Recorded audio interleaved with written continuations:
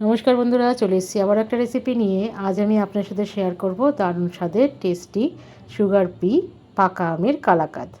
এই রেসিপিটি করার জন্য লাগবে আমার দুধ, আর নিয়েছি দুটো পাকা আম। দুধটাকে ভালো করে ঘন করে জাল দিয়ে রেখেছি আমি। এবার দুধের থেকে আমি ছানা করে নেব।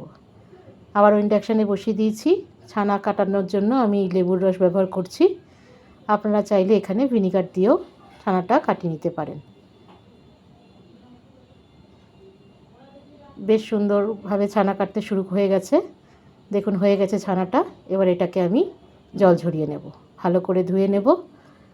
এবার একটা মিক্সি নিয়ে নিয়েছি, মিক্সির বাটি। তাতে প্রথমে আমের স্লাইসগুলো দিয়ে দিলাম। এই আমটা ভীষণ মিষ্টি বন্ধুরা।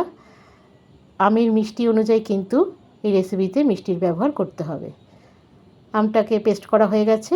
এবার গ্যাসে চলে এলাম। গ্যাসে একটা কড়াই বসিয়ে হাফ কাপ জল দিয়ে দিয়েছি। তাতে আমি দিয়ে দিলাম গুঁড়ো দুধ।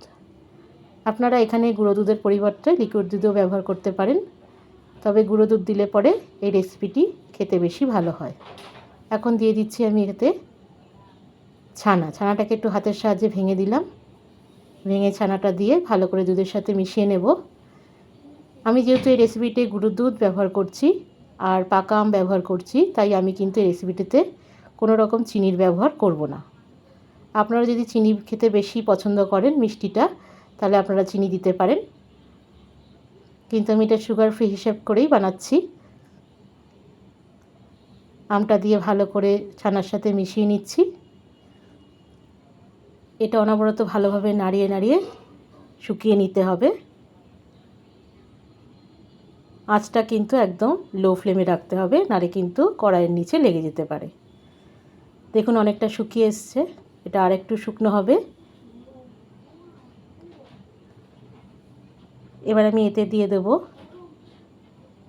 ঘি দিয়ে দিলাম। 1 চামচ ঘি দিয়ে দিলাম। ঘি দিয়ে ভালো করে আবারও নাড়াচাড়া করে নিচ্ছি। এটা হয়ে এসছে। এখন এতে দিয়ে দেব 1 চিমটি নুন। যে কোনো মিষ্টি জিনিসে একটু নুনটা দিলে পরে চিনির ব্যালেন্সটা হয়। এটা আমার হয়ে গেছে বন্ধুরা। এবার আমি এটা গ্যাস অফ করে দেব। কালাকাঁদটা যেতে আমি সেট করব, একটা টিফিন বক্স নিয়েছি। আপনারা যে কোনো কেক টিনেও কিন্তু এই মিষ্টিটা সেট করে নিতে পারেন।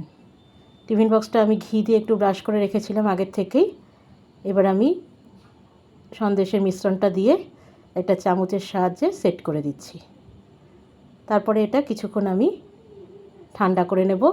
একদম রুম টেম্পারেচারে আসার পরে আমি এটাকে কেটে সার্ভ করব। সেট করা হয়ে গেছে। এবার এটাকে আমি রেখে দেব। ঠান্ডা হয়ে গেছে। দেখুন এটা বেশ জমেও গেছে। এখন এটাকে আমি ডিমোল্ড করে নিচ্ছি। খুব সহজেই ডিমোল্ড হয়ে যাবে। দেখুন কি সুন্দর হয়েছে। এবার এটা আমি কেটে পরিবেশন করব। আর ভীষণ সফটও হয়েছে, আপনারা বুঝতেই পারছেন।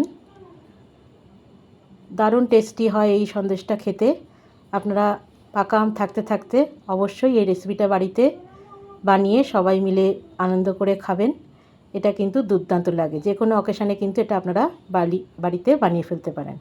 হয়ে গেল আমার পাকা আম দিয়ে সুগার ফ্রি কালাকাঁদ সন্দেশ। রেসিপিটি যদি ভালো লেগে থাকে বাড়িতে অবশ্যই ট্রাই করবেন। ভালো লাগলে পরে বন্ধুরা আমাকে অবশ্যই একটা লাইক, শেয়ার, কমেন্ট আর একটা ফলো করতে ভুলবেন না বন্ধুরা। ভালো থাকবেন, সুস্থ থাকবেন। দেখা হচ্ছে পরের একটা ভিডিওয়। ততক্ষণের জন্য ধন্যবাদ।